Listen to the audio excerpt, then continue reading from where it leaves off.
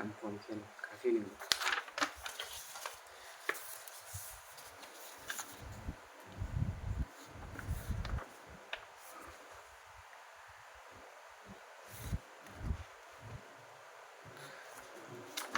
อันนี้วันที่1เดือน5 2568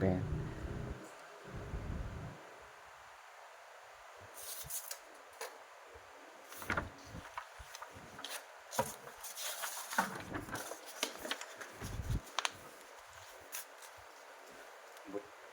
ที่ 1 บทกราบพระรัตนตรัยอะระหังสัมมาสัมพุทโธภควาพุทธังภควตังอะภิวาเทมิสวากขาโตภควตาธัมโมธัมมังนัมมัสสามิสุปฏิปันโนภควโตสาวกสังโฆสังฆังนะมามิบทบูชาพระไพลีพินาศอะระหังสัมมาสัมพุทโธสุจิรังปรินิพพุตโตคุเนหิธัมละมะโนทานิปาระมีหิจะทิสติยาวะชีวังอหังพุทธังธัมมังสังฆังสรณังคโตปูเชมิอตนัตตยังธัมมังจนามิโสทินาบทสวดชุมนุมเทวดาสมันตาจักกวาภิกษุอัตตาคัจฉันตุเทวตาสัทธัมมังมุทิราชัสสะสุนันตุสัทขะโมคะทังสัทเคกาเมจรูเปคิริสิขารัตเตจันตลิเควิมาเนทีเปละเถจะคาเมตะรุวะนะขะหะเนเคหะวะทุมหิขีเตภูมาจายันตุเทวาชะละทะละวิสะเมยัคขะขันทะพานาคาติทิตาสติเกยังมุนิวะละปัจจนังสาทะโวมีสุนันตุธัมมัสสวนะกาโรอะยัมภทันตาธัมมาสวนะกาโรอะยัมภทันตาธัมมาสวนะกาโรอะยัมภทันตาบทสวดปุพพภาคณมการนะโมตัสสะภะคะวะโตอะระหะโตสัมมาสัมพุทธัสสะนะโมตัสสะภะคะวะโตอะระหะโตสัมมาสัมพุทธัสสะนะโมตัสสะภะคะวะโตอะระหะโตสัมมาสัมพุทธัสสะบทสวดไตรสรณะคัมมนะคารมะนะปาฐะพุทธังสรณังคัจฉามิธัมมังสรณังคัจฉามิสังฆังสรณังคัจฉามิทุติยัมปิพุทธังสรณังคัจฉามิทุติยัมปิธัมมังสรณังคัจฉามิทุติยัมปิสังฆังสรณังคัจฉามิตติยัมปิพุทธังสรณังคัจฉามิตติยัมปิธัมมังสรณังคัจฉามิตติยัมปิสังฆังสรณังคัจฉามิบทสวดสัจจกิริยาคาถานัตถิมีสรณังอัญญังพุทโธมีสรณังวรังเอเตนะสัจจวะเชนะโสถิเมโหตุสัพพทานัตถิมีสรณังอัญญังธัมโมมีสรณังวรังเอเตนะสัจจวัชเชนะโสถิเมโหตุสัพพทานัตถิมีสรณังอัญญังสังโฆมีสรณังวรังเอเตนะสัจจวัชเชนะโสถิเมโหตุสัพพทา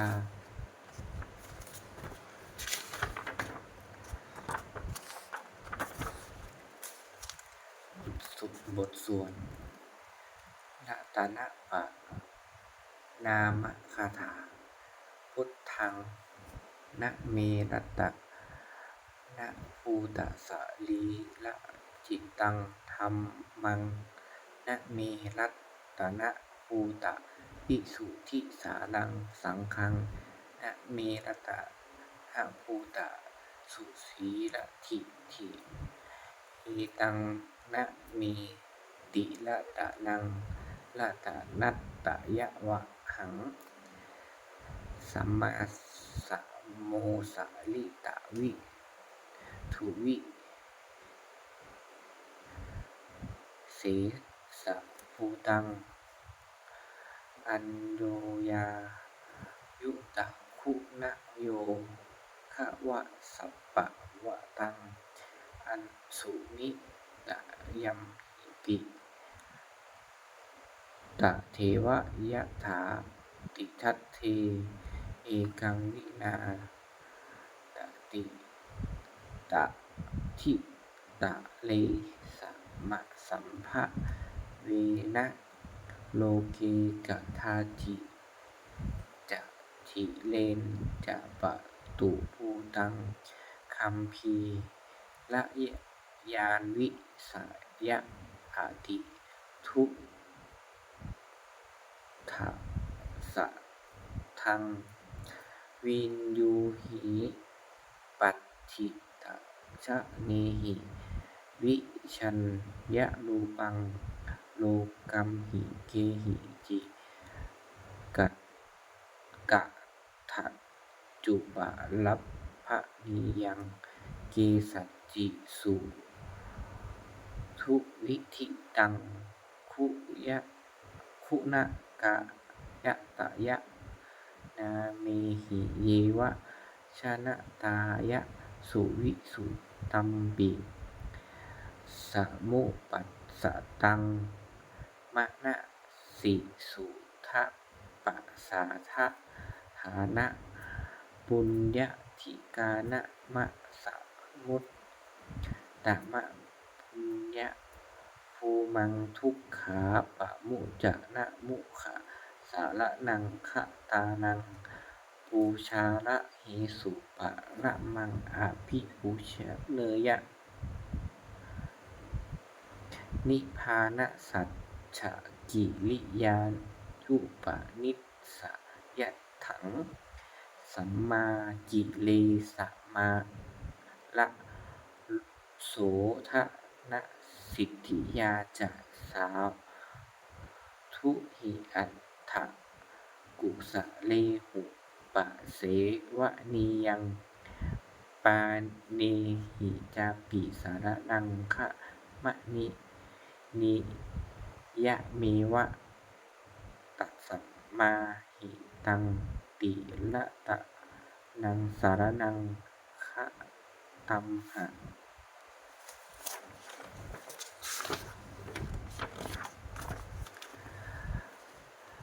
ลัตตินทิวังคะนะเนสุนะมัสสะมานาปูเชมะจาปิสะสะตังสุปะสันนะจิตตาตัฏฐานุปริจริยาสถานะตาจะปูเนนะตัฏฐสุกะเตนะสุขีภะเวมุเตเชนะตัสสะจะสะทาปิสุวัตถิโตทิโหตุโยเจทะธัมมวินะยะนะยัมหิปะมานะอุโตโลกุนตลาภิสามะโยนิยะโตสุโภทังตัสโสปะนิสสยะจะยายะอะยัมปิโหตุวินุตเยปะลิจิตโตสุปัสสาทะกะกาโล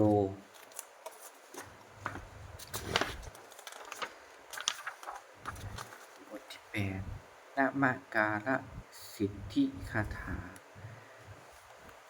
ในพระนิพนธ์ของสมเด็จพระมหาสมณเจ้ากรมพยาวชิรยาวโรส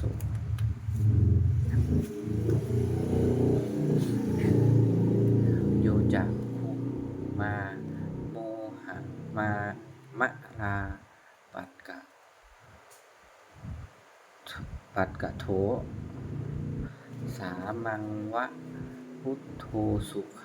โตวิมุตโตมารัสสะ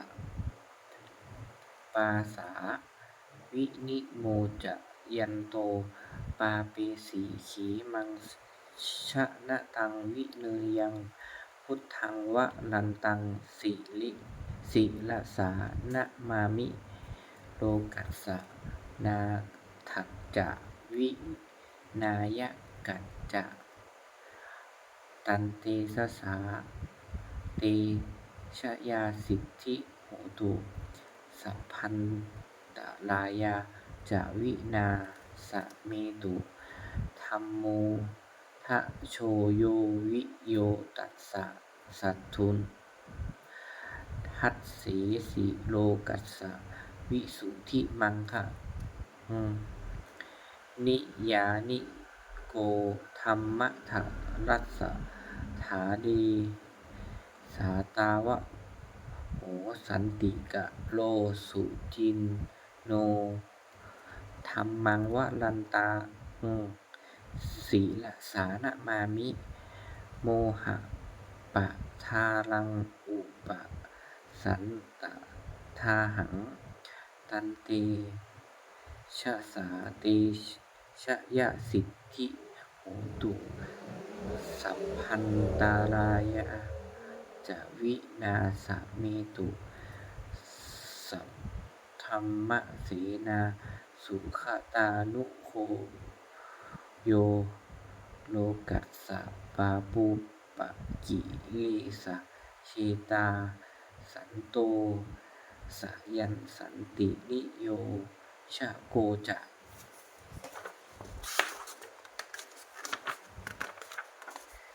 สวาขาตะธัมมังวิธิตังกะโลติสังฆังวะลันตะศีลสานะมามิพุทธานุพุทธังสามะสีละทิถีตันเตชะสาเตชะยะสิทธิโหตุสัมพันตลายาจะวินาสเมตุบทที่ 9 บทสวดนะโมกะอัตถคาถานะโมอะระหังนะโมอะระหะโตสัมมาสัมพุทธัสสะมะเหสิโนนะโมอุตตมะธัมมัสสะสวะขาตัสเสวะเตนิทะนะโมมหาสังฆสาอิวิสุทธสีละทิถิโนนะโมโอมาตายารัตถัสสะละตะรัตตยะสะสาธุกังนะโมโอมะกาติตัสสะตัสสะวัตถุตยัสสะปินะโมกาลัปปะภาวีนะวิขัดฉัตตุอุปัฏฐวานะโมกาลานุภาเวนะสุวัตถิโหตุสัพพทานะโมกาลัสสะเตเชนะวิทิปหิโหมิเตชะวาน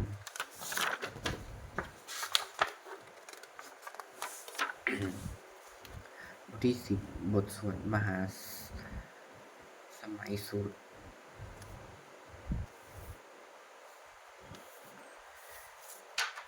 เอวังเมสุตังเอกังสัมมายังภัคควาสักเกสุวิหะละติกะปิละวัตถุสมิงมหาวะเนมหาตาภิกขุสังฆนะสัทธิปัญจมัตเตหิภิกขุสัตติสัตเตหิสัพเพหิวะ อรหันเตหิทัสสะหิจโลกธาตุหิเทวตาเยฟุเยนะสันนิปติตาโหติภัคคะวันตังทัสสนายะภิกขุสังคัจจะ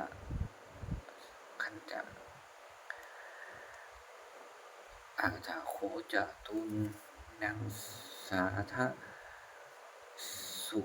ทาวาสกายะสกายิกานังเทวานังอิตะทะโหสิอะยังโคภัคคะวาสักเก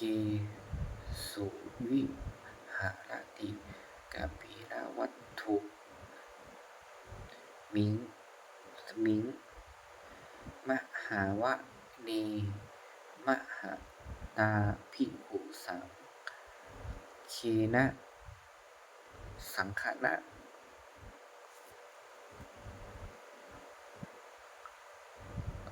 สัทธิปัจจามัตเตหิ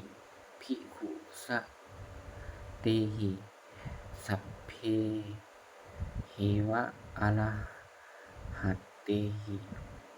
ทัสสะหิจโลกธาตุหิเทวตาเยฟุเยนะสันนิ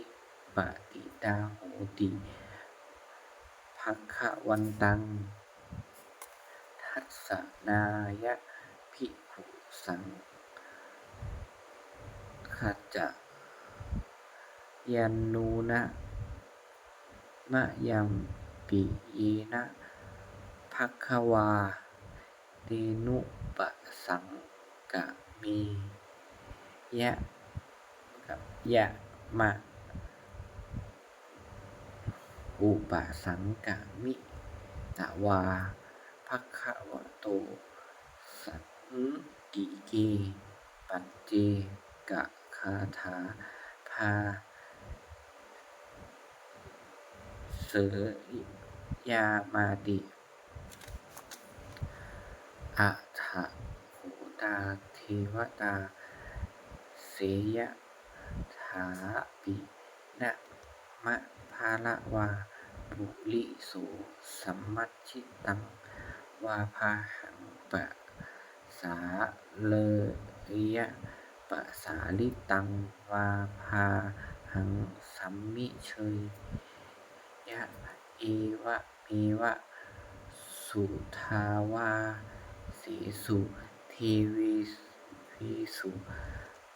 อันตะละหิตาภัคคะวะโตปุระโตปาตุละ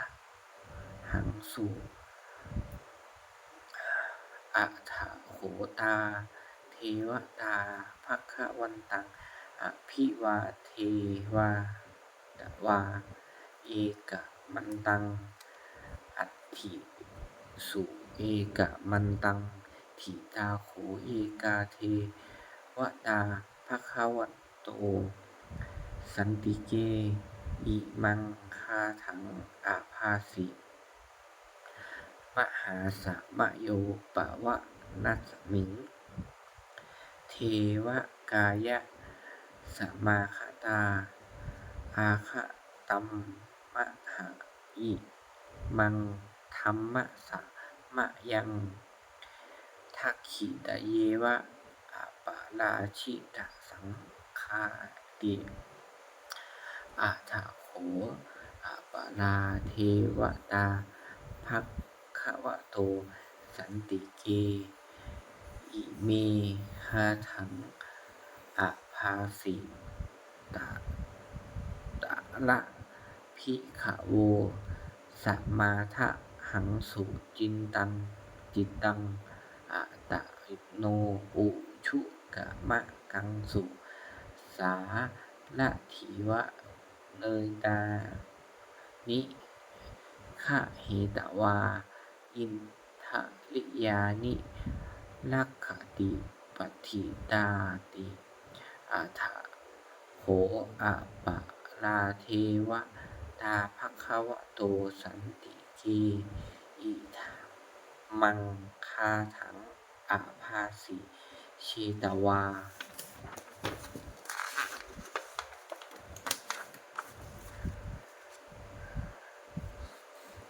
คีลังเฉตวาปะลีคังอินทะขีลัง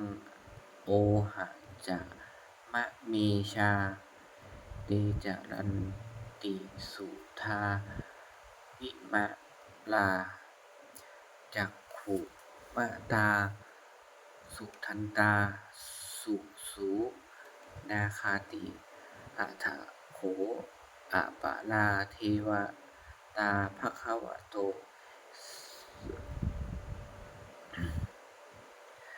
สันติเกอิมังคาถังอะภาสิเยเกจิพุทธังสรณังคตาเสนะเตคัตมิสสติอปายภูมิปหายมนุสังเทหังเทวกายังปะลิปุลิเลสะตีติอัฏฐโขภควาภิกขุอามันเตสิเยฟูเยนะภิกขเวทัสสะโสโลกธาตุสุเทวตาสันนิปติตาโหติตคาตถาคะตังทัสสนายะภิกขุสังฆจักเยปิเตภิกขเวอะเหสุอะทีตมัฏฐานังอะระหังโตสัมมาสัมพุทธาเตสัมปิภควันตานังเอตปะละมะเยวะเทวตาสันนิปติตาอะเหสุเสยถาปิอามยหังเอตละหิเยปิเตภิกขเวภวิสันติอนาคตมัฏฐานังอรหังโตสัมมาสัมพุทธาเตสัมปิภควันตานังเอตปะละมาเยวะเทวตาสันนิปติตาภวิสันติเสยถาปิมะยะหังเอตละหิพาติขิสามิภิกขเวเทวกายยานังนามานิจิตตยัสสามิภิกขเวเทวกายานังนามานิเทสิสามิภิกขเวเทวกายานังนามานิตังสุนาถสาธุกังมะนะสิกะโลโถภาสีสามิติเอวันพันเตติโขเตภิกขุภคววะโตปัญจโสสุภควาเอตเทเอตทะโวจะ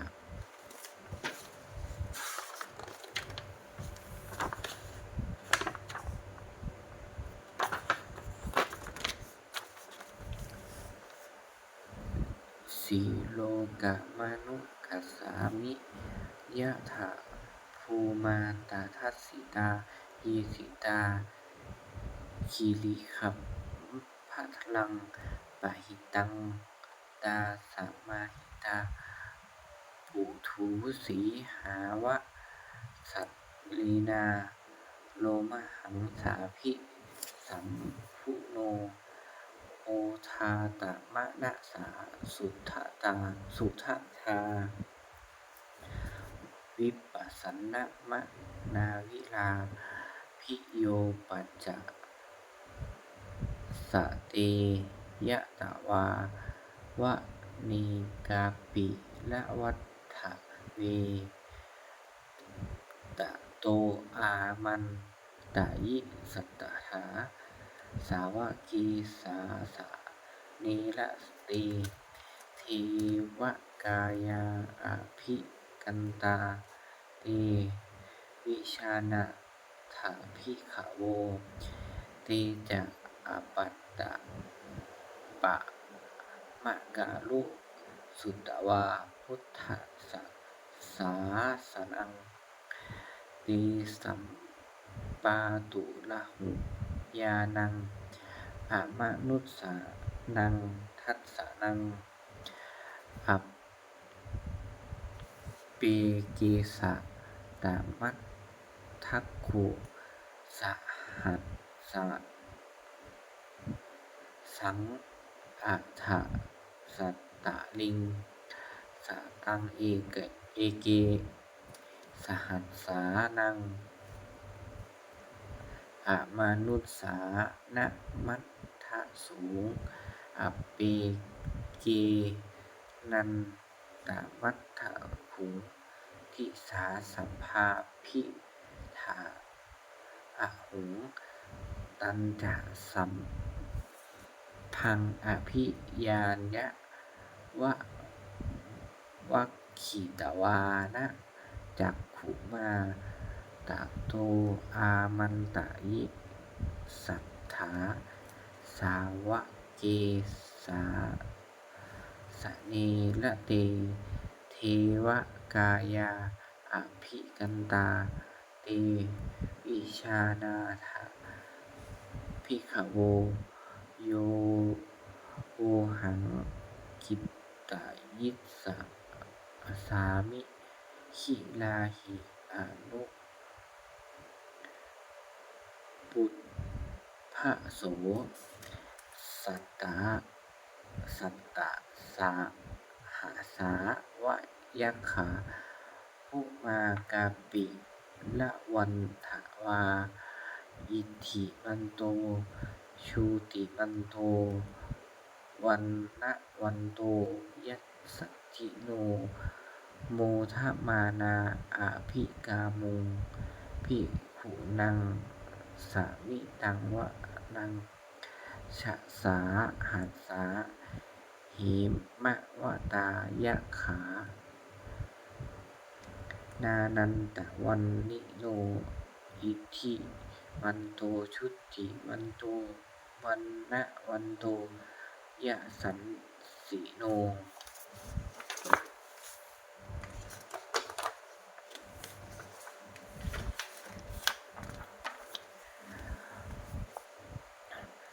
โมทมานาอภิกามุงภิกขุนังสามิติวะนังสาตะขิลาติสาหาสายัคขานานัตตะวันนิโนอิทธิมันโตชุติมันโตวันนะวันโตยะสัสสิโนโมทมานาอภิกามุงภิกขุนังสามิงตังวะนังเอเตเตโสภาสสะหัสสายัคขานานัตตะวันนิโนอิทธิมันโตสุติมันโตวันนะวันโตยะสัสสิโนโมทมานาอภิกามุงภิกขุนังสามิติวะนังเวสามิตาปัจจสตายัคขานานัตตะวันนิโนอิทธิมันโตชุติมันโตวันนะวันโตยะสัสสิโนโมท นาอภิกามุงภิกขุนังสมิติงวะนังกุมพิโลราชคะหิโกวิปุรัสสะนิเวสนังพิโยนังสตะสหัสสัมยะขานังปริรุปาสติกุมพิโลราชคะหิโกโสปาคะสมิติงวะนังปุริมัญจะทิสังราชานาตรัตถปัสสาสติคันธัมภานังอธิปติมหาราชายะสัสสิโสปุตตาปิตัสสะภะหะโวอินทนามามหะพลาอิทธิมันโตชุติมันโตวันนะวันโตยัสสัสสิโนโมทมานาอภิกามุงภิกขุนังสมิติวะนังทักขินันจะทิสังราชาวิรุหะโหตัปปะสาสติกุมพันธานังอธิปตะปติมหาราโยยัสสะสิโสปุณตาปิตัสสะภะหะโวอินทนามามหันภลา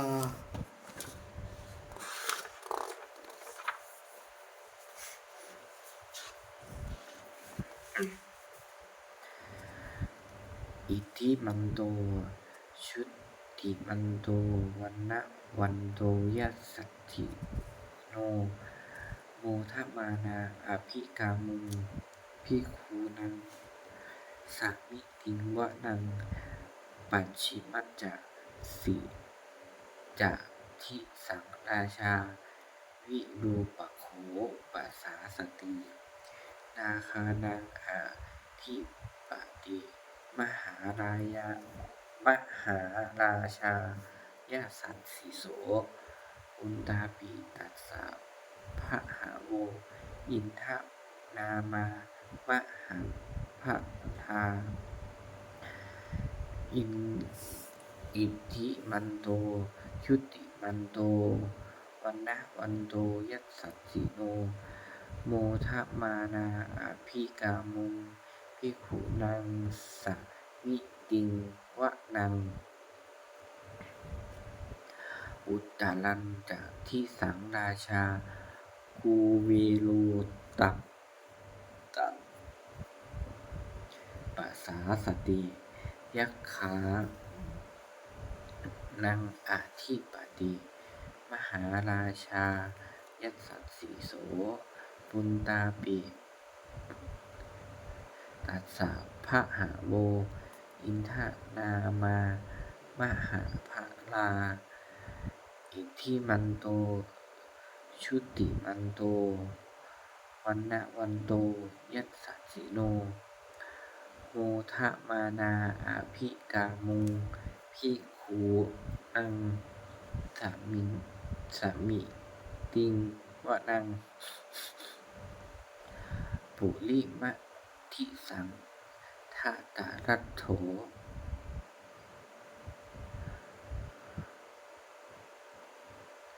ทักขิเนนังวิรุหะโกปัจฉิมเมนะวิรูปัสโขกุเวโลอุตรังทิสังจัตตาโรเตมหาราชาสัมมันตาจตุโลทิสาทันทาละมานาอะถังสุเวเนกปิละวันทะเวเตสังมายาวิโนทาสาอ อาคูวัญจนิกาสถามายากูถีถุวีเหถุวิภูวิภูโตสหจันทะกามะเสโสจะกินนุขันธุนิขาทุจะปานาโทโอปะมัตโยจะเทวโสโตจะมาตาลิติตะเสโสจะคันทะโพนะโอราชาชะโนสะโพ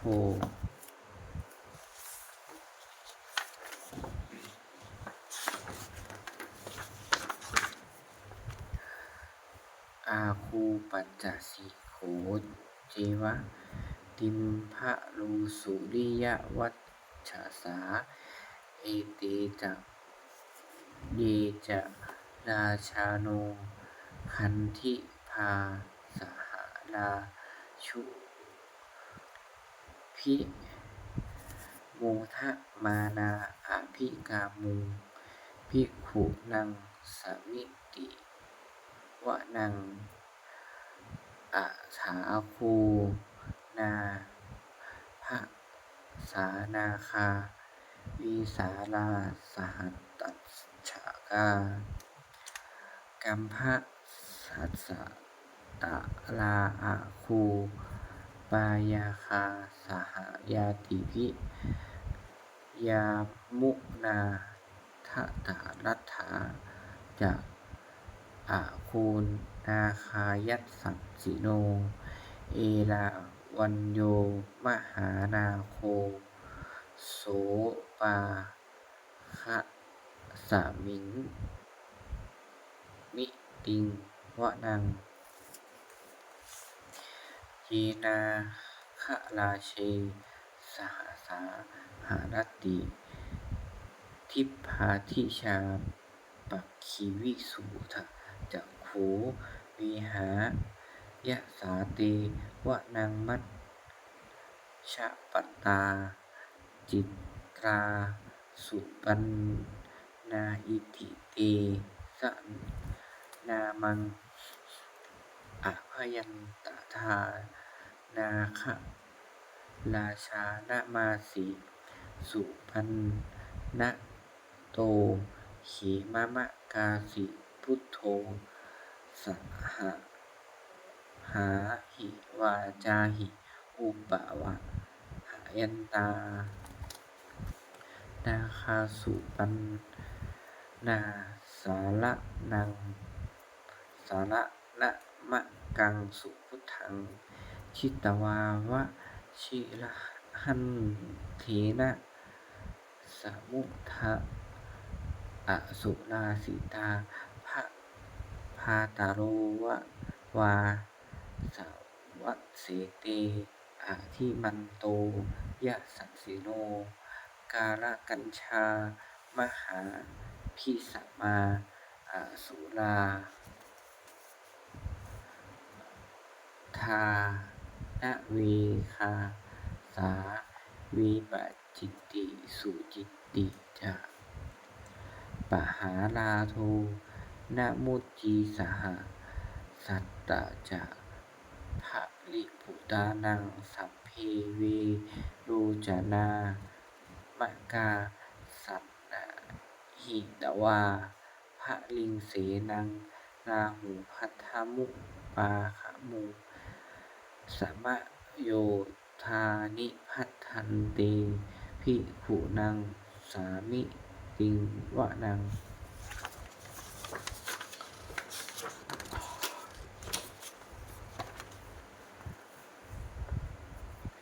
อาปูจะเทวาปัตถิวีจะเตโชวายุตถาคุมังคุขโมวารุณาวารุณาเทวาโสโมจะยะสะสาสหเม ตากรุณากายิกาอาคูเทวายะสัสสิโนทะสีเตทัสสะทากายาสัพเพนานัตตวันนิโนอิทธิมันโตชุติมันโตวันนะวันโตยัสสัสสิโนโมทะมานาอาภิกามุงภิกขุนังสามิติงวะนังเวทูจะเทวาสหลีจะอาสามาจะทุเวยะมาจันทัสสุปนิสาเทวาจันทมาคูปุระขิตาสุริยันสุปนิสาเทวาสุริยมาคูปุริปุนักขิตานักขัตตานิปุรักขิตวาอาคูมันทวาลา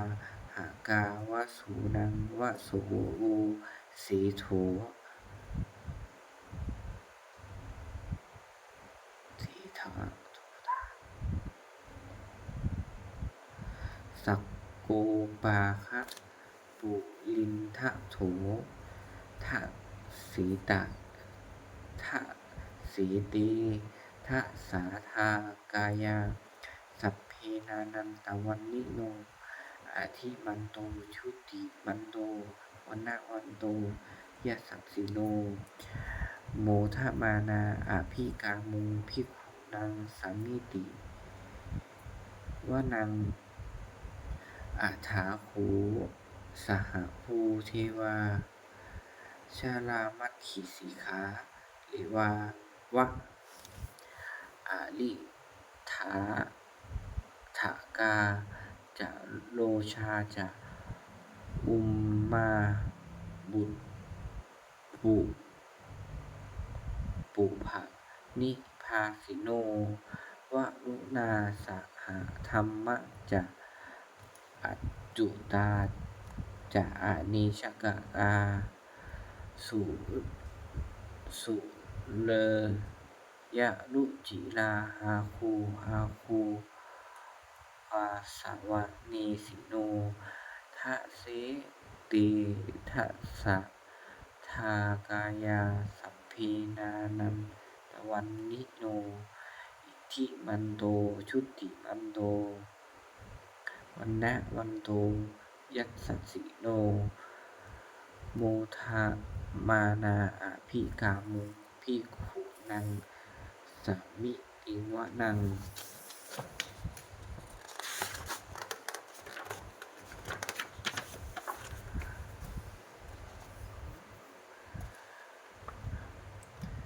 สัมมานา มหาสัมมานา มานุสา มานุสุตตมาขิถาปะทูสิกาอาคูมโนปะทูสิกาอาถาคูหะระโยเทวาเอจะโลหิตวาสิโนปาระคามหาปาระคาอาคูเทวายัสสสิโนทะเสเตทะสัทธากายาสัพเพนานัตตวันนิโนอิทธิมันโตชุติมันโตวันนะวันโตยัสสสิโนมูทะมานาอาภิกามุงภิกขุนังสามิติงวะนังสุกากะลุมหาอาลุนาอาคุวีคะนะสาสหะโอทาตะคัตยะหาปาโมกขาอาคูเวเทวาวิจักขนา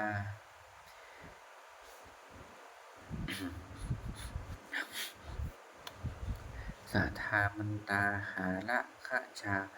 นิสกาจะยะสัสสิโน ทะนังยะยังอาขาปะชุโนโยทิสาอภิวันวัตสติทะเสเตทะสาธากายาสัพเพนานันตวันนิโนอิติมันโตชุติมันโตวันนะวันโตยัตยะสัมมิสิโนโมทะมานาอภิกามุภิกขุนังสมิติสมิติงวนังเคมิยาตุสิตายามากัตถกาจายัสสัสิโนสัพพิตกาลามะเสธาโชตินามาจากอาสาวานิมานะนะติโนอาโคอะถาคูปะละนิมิตาทะเสเตทะสาธากายาสัพเพนานัตตะวันนิโนอิติมันโดชุติมันโดวันนะวันโดยัสสัตถิโนโททะมานาอภิกามุภิกขุนังสมิติงวนัง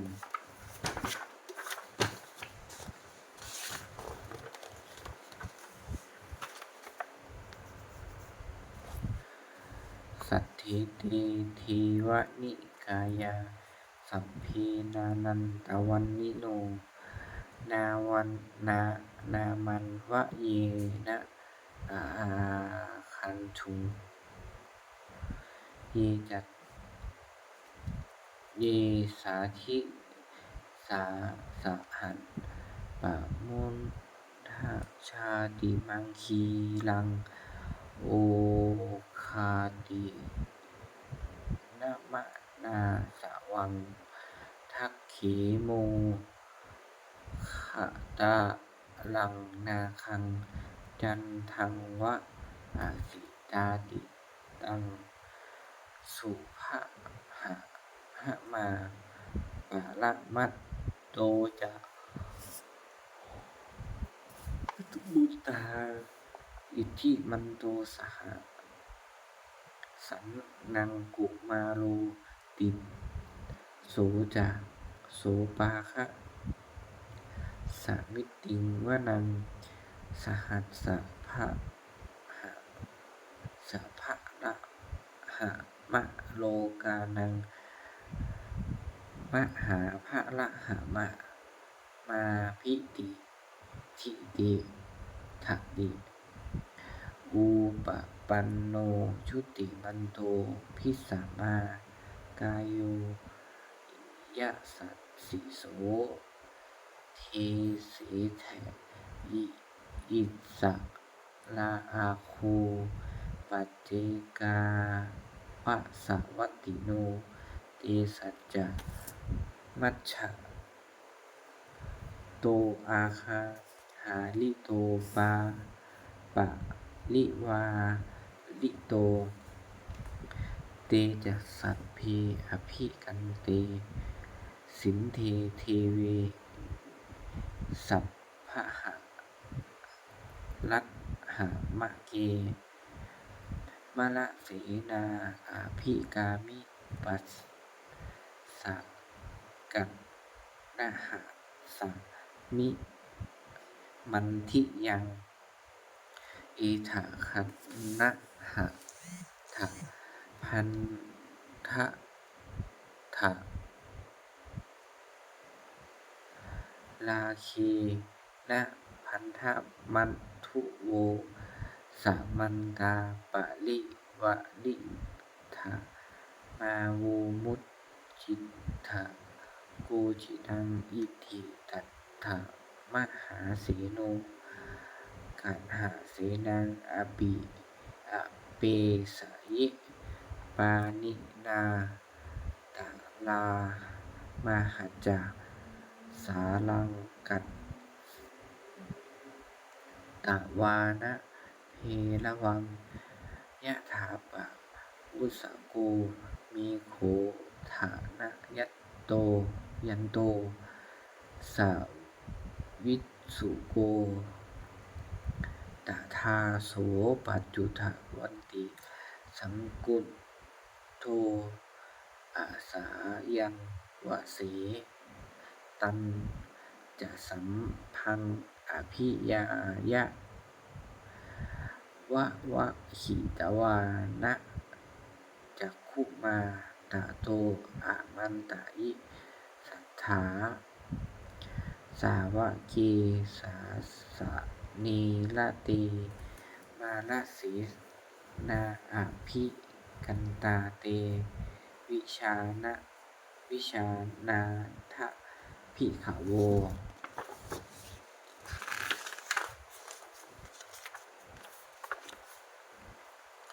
เตจะอาตัมอาอาตัมปะมากาลุงสุตวาพุทธศาสนังหิตราเขหิปักกามุงเนสังโลมัมปิอะอิทิอิชะยุงสัมเพวิสิชิตะสังคามาภายาติตายะสัสสิโนโมทันติสหภูเตหิสาวกาเตชะเนสุตาเต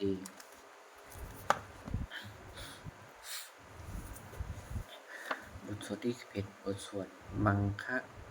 สุตังเอเสวนาจะพาลานังปัฏฐิตานังจะเสวนาปูชาจะปูชนียานังเอตัมมังคณมุตตมังปะทิรูปะเทสวาโสจะปุพเพจะกะตะปุตตยาอัตตสัมมาปะทิทิจะเอตัมมังคณมุตตมัง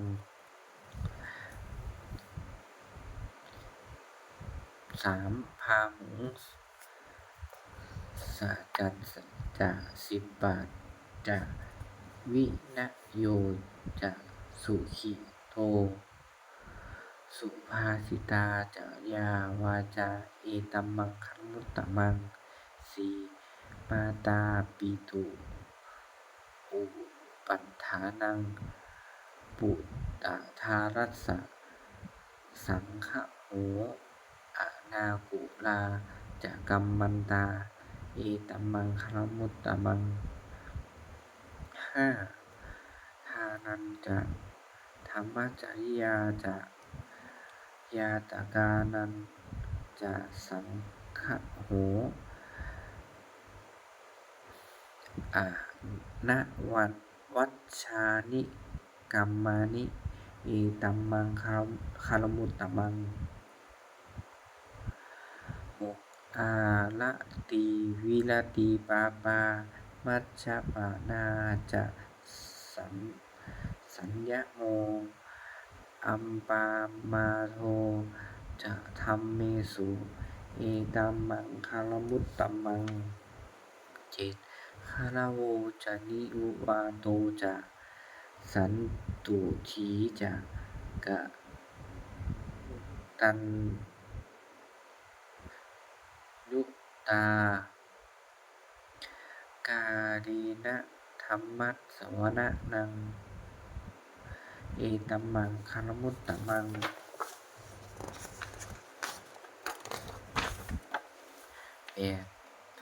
ขันติจะโสวะจักสตาสัมมานานันจะทัสสนังกาเลนะธัมมะสากัจจฉาเอตัมมังคณมุตตมังตะปูจะพรหมจริยันจะอริยยะสัจจานะทัสสนัง นิพานังสัจฉิกิริยาจะเอตัมมังคารมุตตมัง10พุทธาสะโลกธัมเมหิจิตตังยัสสะนะกัมปะเตอโศกังวิรัชชังเขมังเอตัมมังคารมุตตมัง11เอตาทิสานิกัตตวานังสัพพะธรรมปราชิตาสัพพัทธโสทิหิงคัจฉานติตันเตสังมังคะละมุตตะมันติ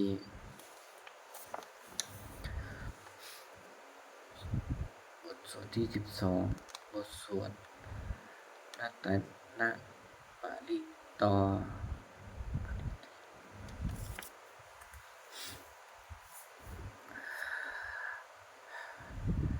ยังกินจิวิตังอิทวาหุลังวาสะเคสุวายังละตะนังปณีตังนะโมสะมังอัตถิตถาคะเตนะอิธัมปิพุทธังละตะนังปณีตังเอเตนะสัจเจนะสุวัตถิโหนตุขยังวิราคังอามะตังปณีตังยะทัฏฐาขาสักกายมุนีสมาหิโตนะเตนะธัมเมนะสมัตถิกินจิจิอิธัมปิธัมเม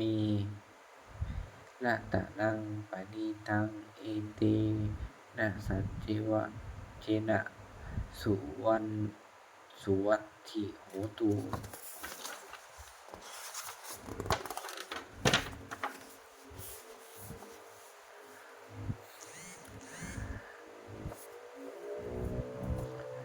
ยัมพุทธเสโถปาริวันยะอีสุจิงสมาธิมานันตาลิกันยะมาหุสมาธินาเตนะสะโมนะวิชติอิธัมปิธัมเมละตะนังปณีตังเอเตนะสัจเจนะสุวันทิโหตุอิปุคลาอัตถิสตังปสันธาจัตตาริเอตานิยุคานิโหติเตทัคขิเนยะสุขตัสสะสาวกาเอเตสุทินนานิมหัตภลานิอิธัมปิสังเครตะนังปณีตังเอเตนะสัจเจนะสุวันทิโหตุเยสุปะยุตาภณสาทัพหิเนนิกามิโนคตะ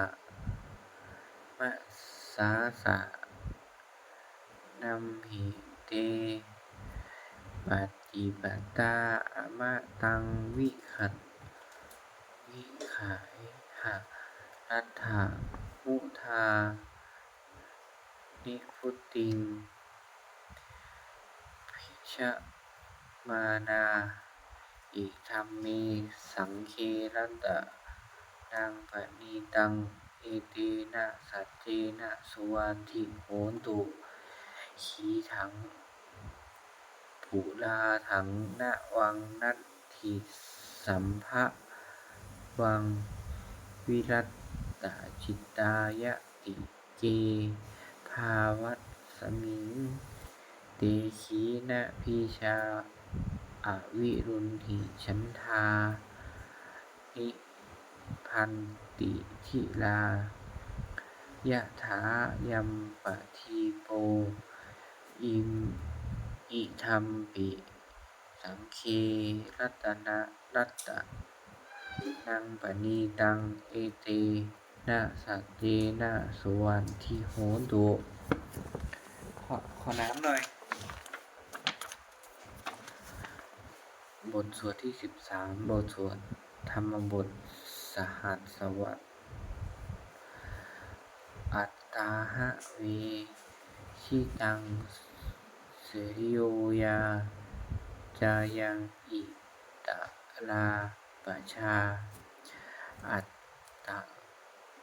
ทัสโสปัสสัตตะนิจจังสัทธะตะจาริโนเนวะเทโวนะคันทะโพนะมาโรสหะพะหุนาหิตังอะปะหิตังกะยิลาตะถารุปัสสะชันตุโน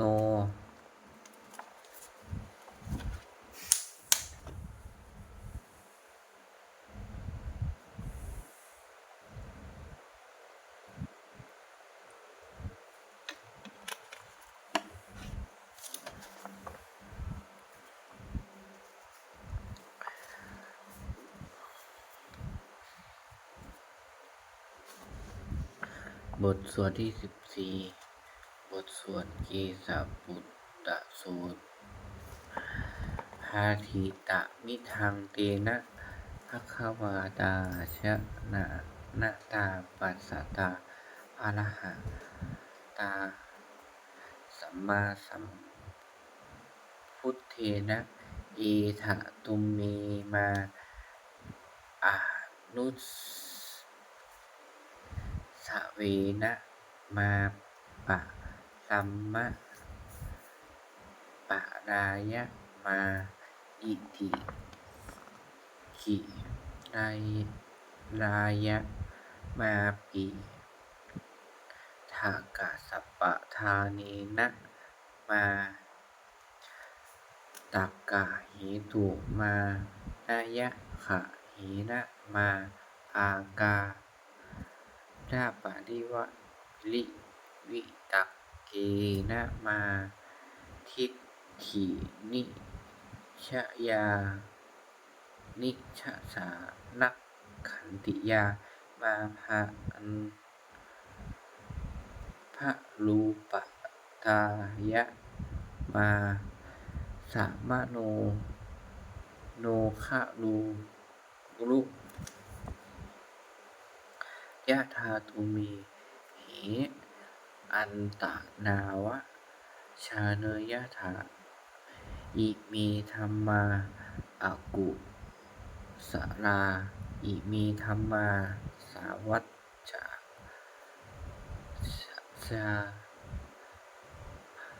เอเมธัมมาวินยูคะละหิติอิเมธัมมะ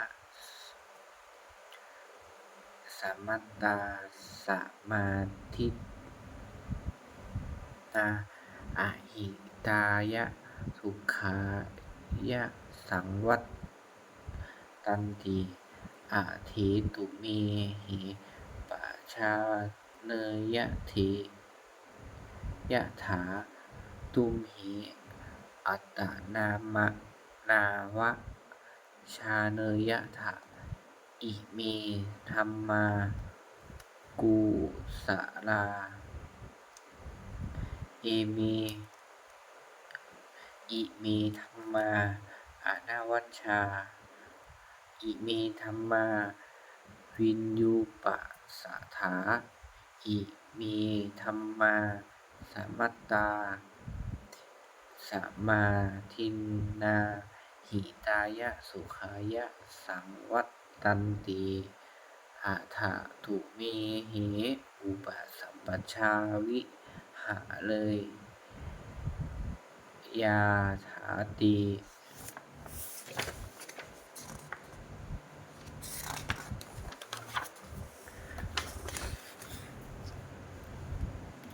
บทสวดที่15บทสวดอุปนิยสูตรอุปนิยติชีวิตมัตปะมายุงชะรูปนีตัสสะนะสันติตานาเอตังพยังมะเลละเนเอกะขะมะมาโนปุญญานิกะยิลาถังสุขาวะหาหิอุปนิยติชีวิตมัตปะมายังชะรูปนีตัสสะนะสันติตานาเอตังพยังมะละเนเปกะขะมาโนโลกาวิสังปะชะเหสันติปะคะโลเปกะโห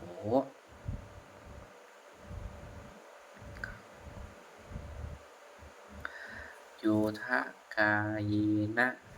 สัญญโมวาจายะอุทะเจตสาตังตัสสะเปตัสสะสุขายะโหติยังชีวะมาโนปะกะโลติปุญญธัมโมหะเวลาลักขติธัมมจาริงธัมโมสุจินโนสุขมาวะหาติเอสานิสันโสธัมเมสุจินเนนะทุกขติงขันชาติธัมมจารี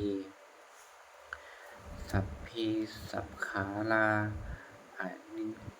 อนิจจาติยะถาปัญญายะปัสสติอาถานิพิทติทุกเขเอสะมัคโควิสุทิยาสัพเพสังขาราทุกขาติยะถาปัญญายะปัสสติอาถานิ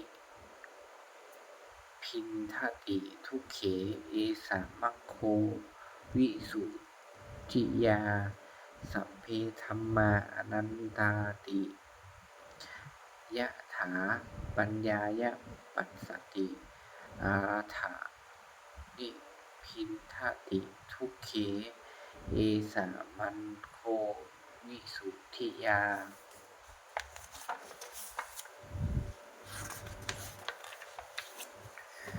บทสวดที่16บทสวดอาปัตนะกะชาดกอาปันนะกัฏฐานะเมเยทุติยังอาหุติอาหุตักกิกาเอตทัญญายะเมทาวีตังคะเหยะอาปันนะกังพาหุงวิสารนังยันติปัฏฐานะปัฏฐตานิวานานิจะอาลามารุขะเจยานิมนุสสาภยตัจฉิตา นีตังโขสารนังเขมังนีตังสารนังสารณะมุตตมังนีตังสารณะมะคัมมะสัพพะทุกขาปมุจจติ โยจะพุทธะจะธัมมัสจะ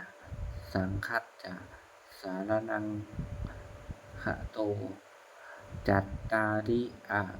ริยสัจจานิสัมมัตปะปัญญายะปัสสติ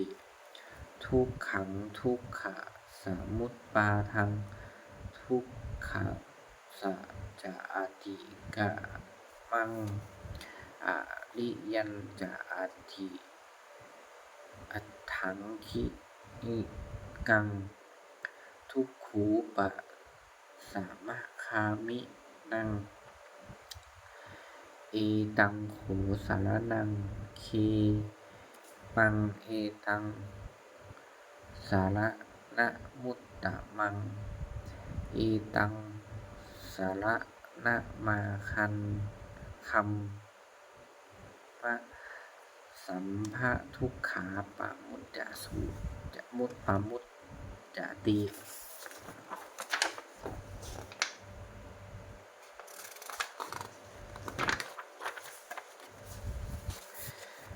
บทสวดที่17บทสวดพัทเทกรัตตคาถา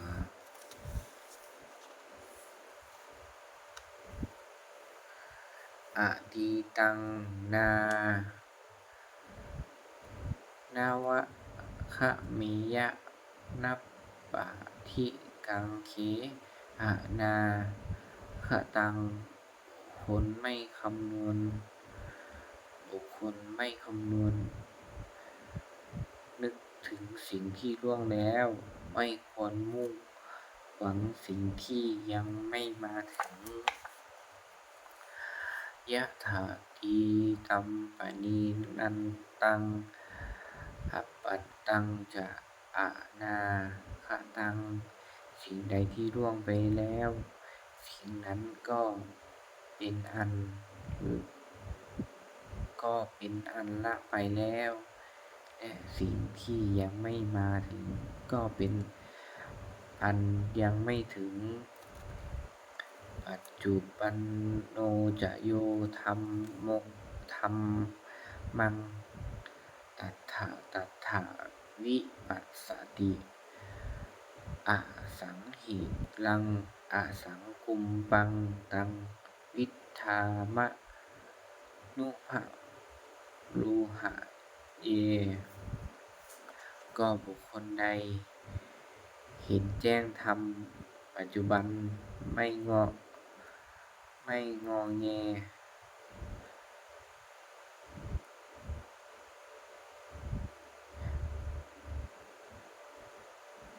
่ค่อนแคลนในธรรมนั้นได้บุคคลนั้นพึงเจริญธรรมนั้นเนื่องได้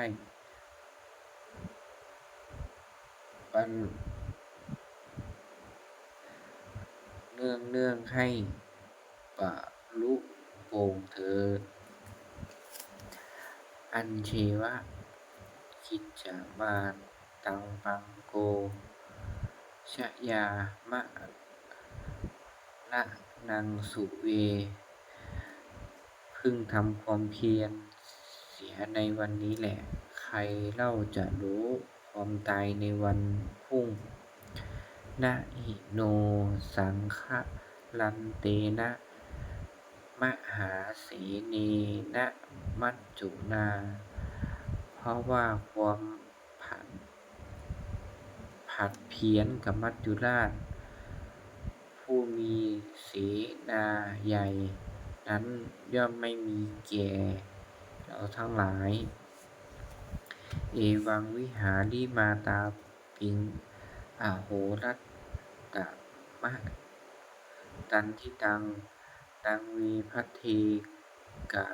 รัตโตติสันโตอาจิขะโตมุนี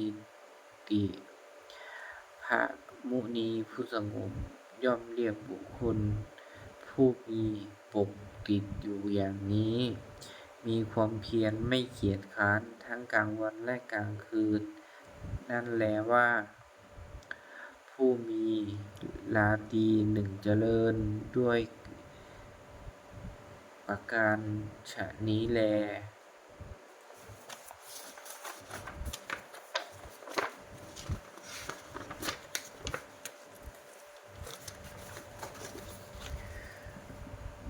บทสวดที่18บทสวด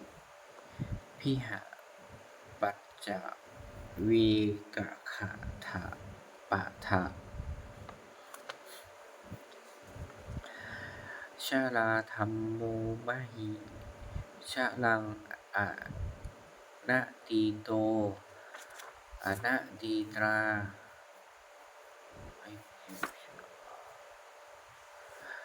เรามีความแก่เป็นธรรมดาจะล่วงพ้นความแก่ไปไม่ได้พยาธิธัมโมมหิพยาธิอะนะตีโตเรามีความเจ็บไข้เป็นธรรมดาจะล่วงพ้นความเจ็บไข้ไปไม่ได้มาละนะธัมโมมหิมะละนังอะนะตีโตเรามีความตายเป็นธรรมดาจะล่วงพ้นความตายไปไม่ได้สัพเพหิเมปิเยหิมนาเปหินานาภาโววินาภาโวเราจะละเว้นเป็นต่างๆคือว่าเราจะต้องพัดพรากจากของรักของเจริญใจทั้งหลายทั้งปวงกัตมัสสะโกมะหิกัมมะทายาโทกัมมะยะนิกัมมะพันธุกัมมะปะพิสาระโนเรามีกรรมเป็นของตนมีกรรมเป็นผู้ให้ผลมีกรรมเป็นแดนเกิดมีกรรมเป็นผู้ติดตามมีกรรมเป็นที่พึ่งอาศัยยะกัมมังกะลิสามิ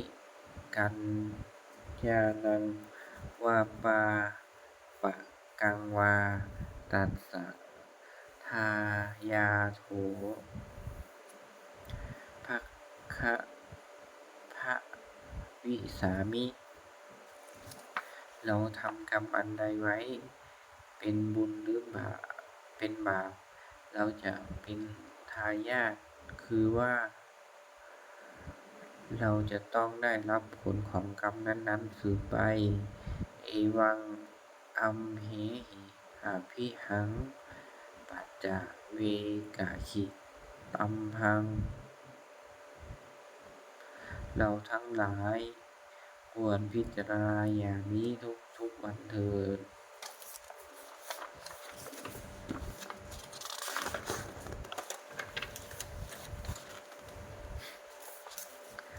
บทสวดที่19บทสวดเทวตาวิโยชนะคาถาทุกขปัตตาจนิทุกขาภัตยปัตตาจนิพยาโสกปัตตาจนิโสกาโหตุสัพเพปิปะนิโนเอตาวตาจะอัมเหติสัมภะตังปุญญสัมปาปะทังสัพเพเทวานุ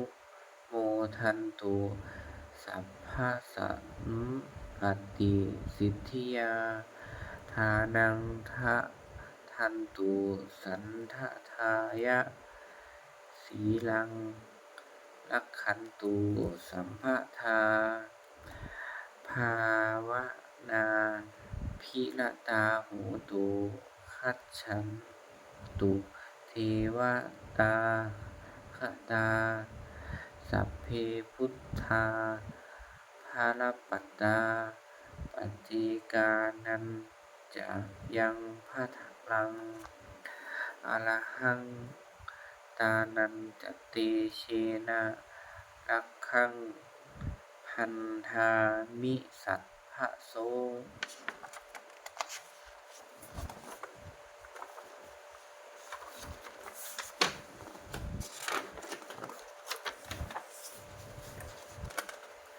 บทสวดที่20บทสวดเทวตาปฏิทานะ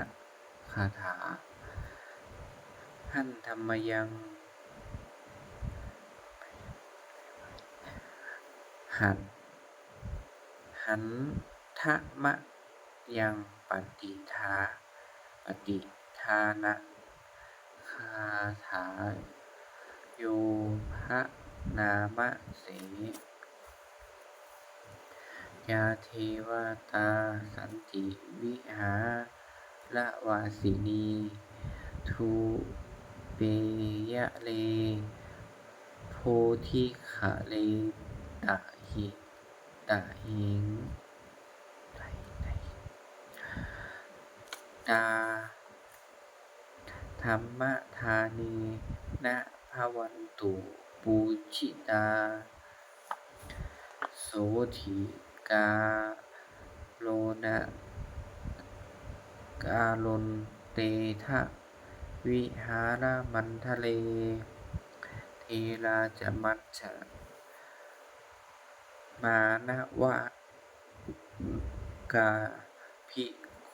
ขโวสารามิกาทานะปฏิอุปสกาคามาจะเทสานิขมาจะอิสราสัปปานะภูตาสุขิตาภวันตุเตชะลาปุชาอีปิจะอันทะสัมภวา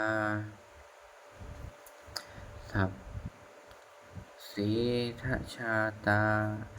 อัฏฐโวปัชปาติกานิตยานิกังธรรมวรังปฏิจจเตสัพเพปิทุกขสะกะโลตุสังขยังทาตุจิรังสตังธัมโมธัมมัทธลาจะปุคลาสังโฆโหตุสามะโควะอันหายะจะหิตายะจะอัมเหรักขตุสัพธัมโมสัพเพปิ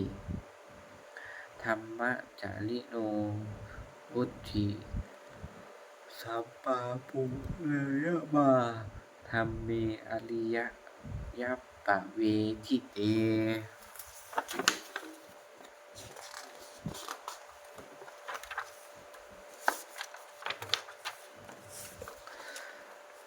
บทสวดที่21บทสวดสัพพัทปฏิทานะคาถาหันทะมะยังปฏิทานะคาถาโยภะนามะเสปุญญาสิทานิกาตัสสะขอสัตว์ทั้งหลายไม่มีที่สูงไม่มีประมาณยานัญญานิกาตานิเมจงเป็นผู้มีส่วนแห่งบุญที่ข้าพเจ้าได้ทำในบัดนี้เตสัจจาภาคิโนโหนตุ ตานันตาปะมานะกา และแห่งบุญทั้งหลายอื่นที่ข้าพระเจ้าได้ทำแล้ว เยปิยาคุณวันตาจา คืนชนเหล่าใดเป็นที่รักผู้มีคุณอหันมาตา ปิตาทะโย มีมารดาและบิดาของข้าพเจ้าเป็นต้น ทิฏฐิฐาน มีจาปะยะทิฏฐาวา ที่ข้าพเจ้าได้เห็นหรือแม้ไม่ได้เห็น อัญเชมาต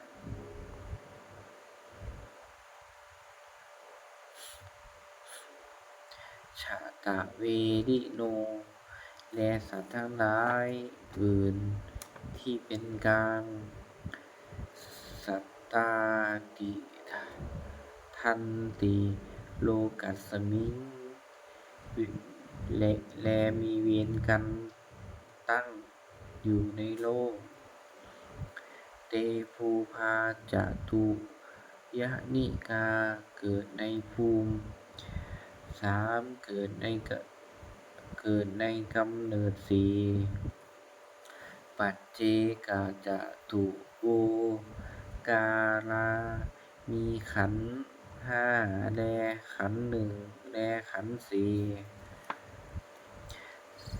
สังสารัตตาภวาภเว ท่องเที่ยวอยู่ในภพน้อยและภพใหญ่ ยาตะเยปฏิทานัมเม สัตว์เหล่าใดทราบการให้ส่วนบุญของข้าพเจ้าแล้ว อนุโมทันตุเตสะยัง ขอสัตว์เหล่านั้นจงอนุโมทนาทานเองเถิด เยจิมังนัสปะชานติ ก็สัตว์เหล่าใดย่อมไม่ทราบการให้ส่วนบุญของข้าพเจ้านี้ เทวาเตสัตนิเวทะยุง ขอเทพทั้งหลายจึงแจ้งแก่สัตว์เหล่านั้น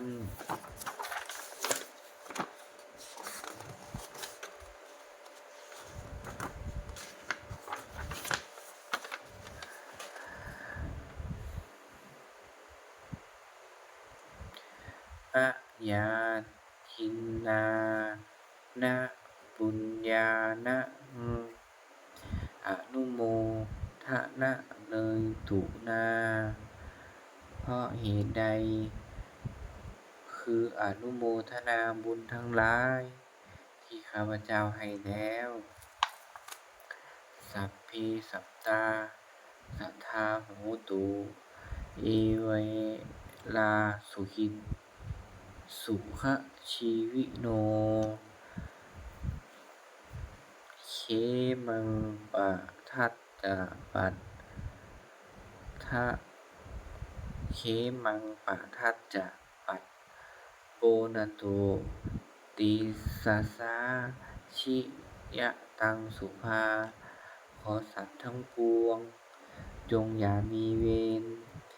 อยู่เป็นสุขเสมอเถิด และจงถึงทางอันเกษมเถิด ขอให้ความหวังอันดีของสัตว์เหล่านั้นจงสำเร็จเถิด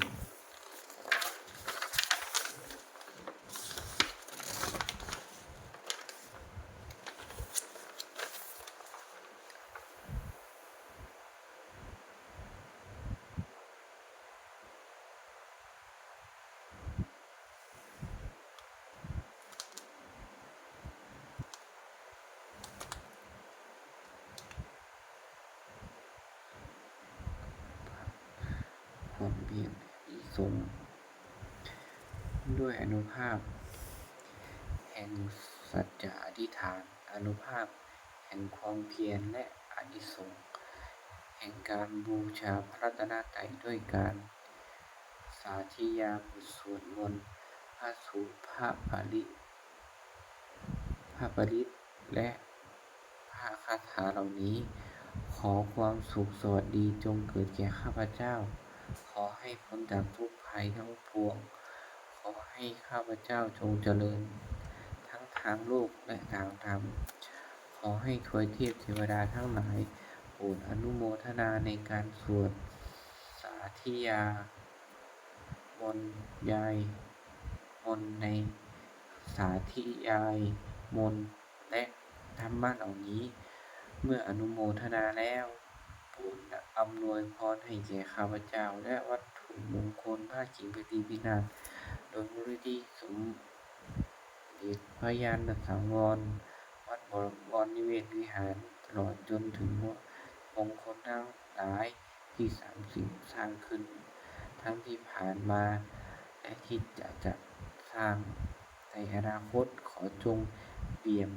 ด้วยอานุภาพแห่งพระปริตรและคำมงคลในพระคาถาต่างๆขอจงสำเร็จศั